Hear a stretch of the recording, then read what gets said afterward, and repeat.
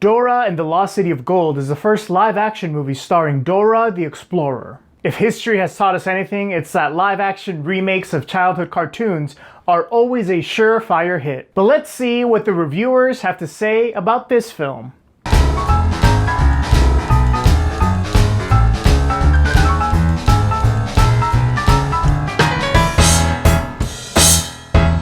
Why does this exist? Not my words, but the words of film critic V. Garcia 61583 from the Internet Movie Database. A live-action Dora movie, you heard me right. As of now, how does this have a 79% in Rotten Tomatoes? Some critics said it is fun, but I don't think so. Dora was my childhood, my favorite TV show. When I first saw the trailer, I thought it was a joke. When I realized it was real, I gave up on humanity. When I went to the theaters to see Toy Story 4, a crowded theater, BTW, the Dora trailer came on and the entire theater burst out laughing. It was amazing. I laughed and cried. So the day is premiered in my theater. Me and my family spended our money to see this trash. I got my money back. I just couldn't handle it. I tried to give it a chance, but it was just a failure. And I have a lot of questions. Why is Dora a teenager? Why is it live action? Why is this even a movie? I have a lot of questions too, VG Garcia 65183. First off, what is so bad about the film? Now, don't get me wrong, I hate most live action remakes of anything.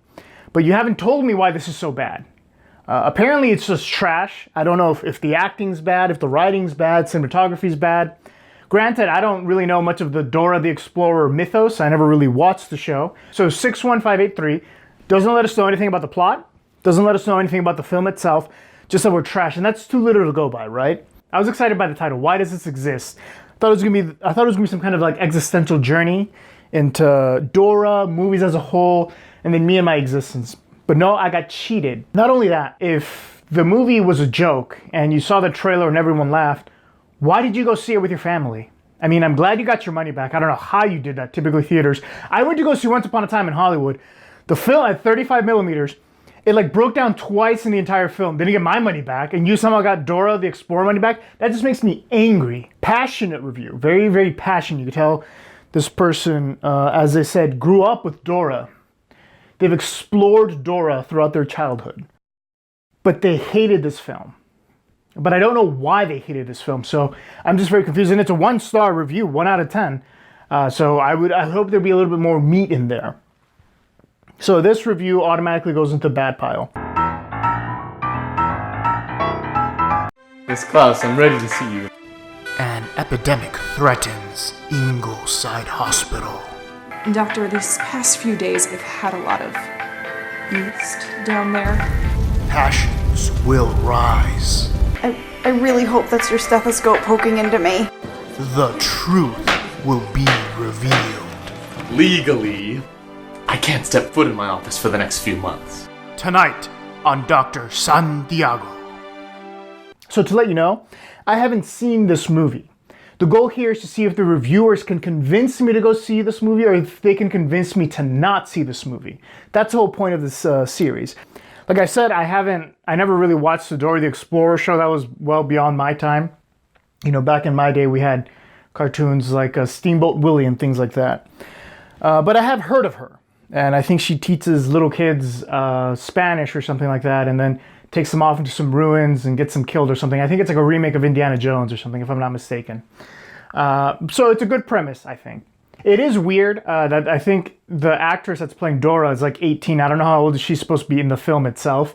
But I think in the cartoon she was like 4 or 5 or something like that. And she's like going into like Mayan caves or something and doing crazy stuff, which would have been cool. Just should have gotten, like, this should have been Indiana Jones and the Crystal Skull with a young, even Steven Shia LaBeouf.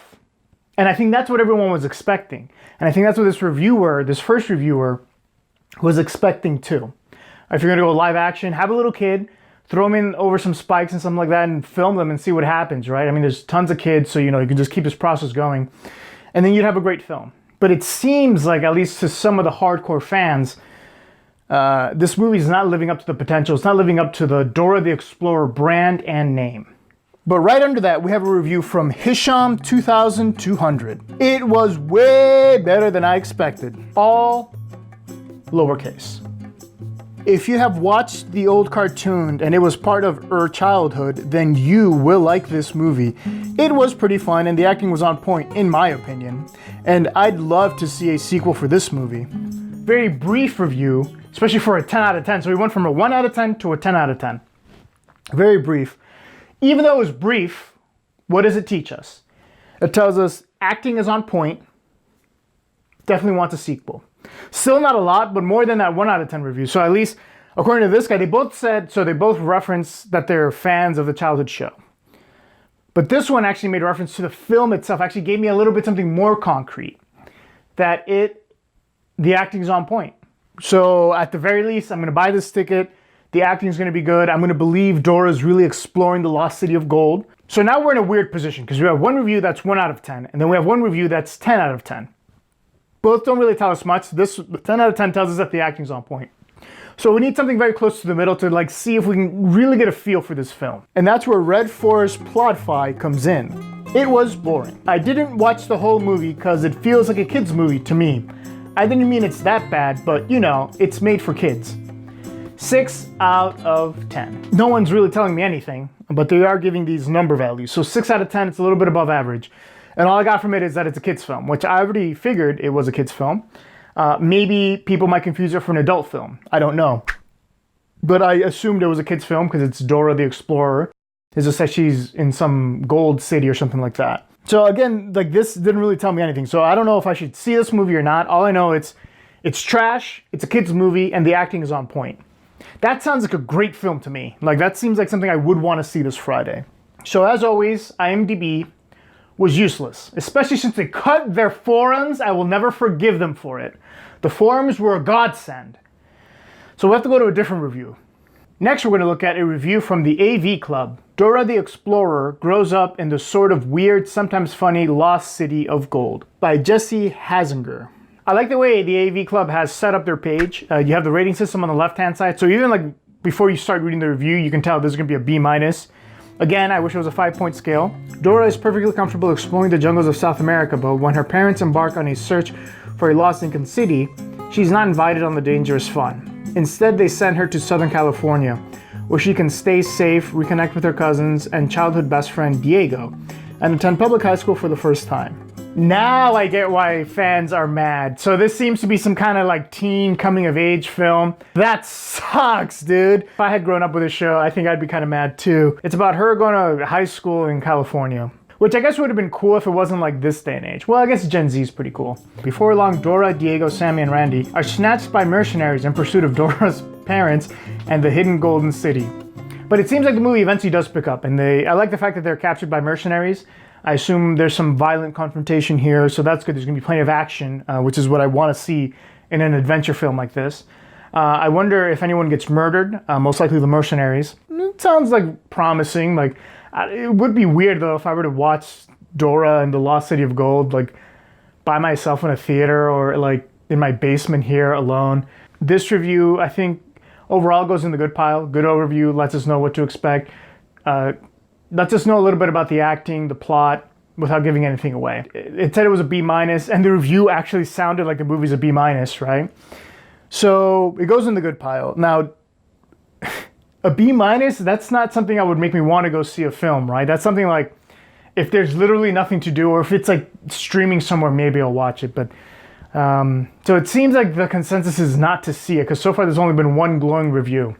I do want to add here a little bit of self-promotion and kind of pitch my Instagram page. What's on there, you might ask? Let's see. Movies that have been lost through time that people don't talk about much often. You get a behind-the-scenes look at that Latin dude and see some of the other team members here. You also get to see some of the other films I've started. So check all that out on my Instagram page. Our next review is going to come from Maddock Valentin.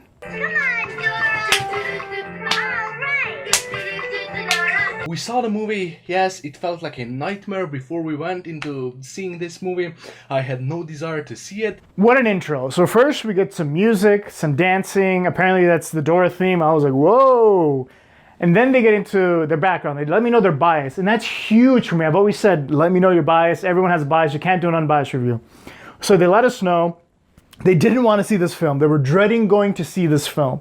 So I know that going into the review. The pacing is pretty poor, I would say. It does feel a lot longer than it actually is. Yeah. I didn't really care for the big third act action scene.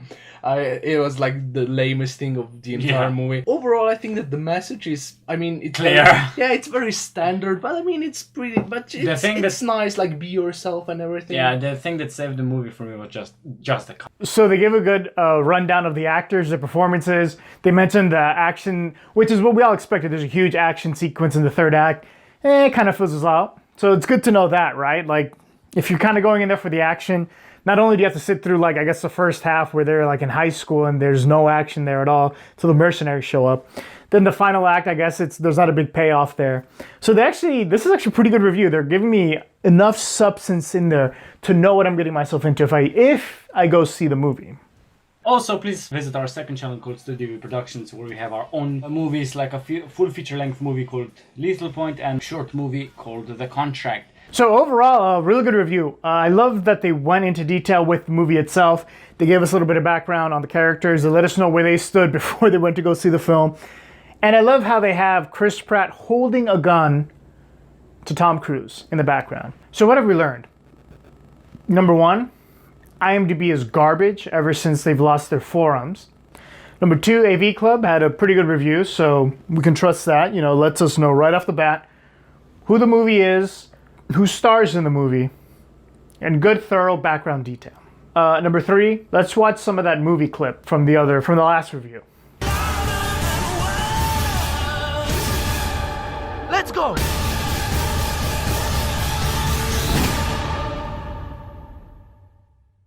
I'd watch that. So I guess the takeaway here is watch Lethal Point this Christmas instead of Dora the Explorer. Thanks for watching.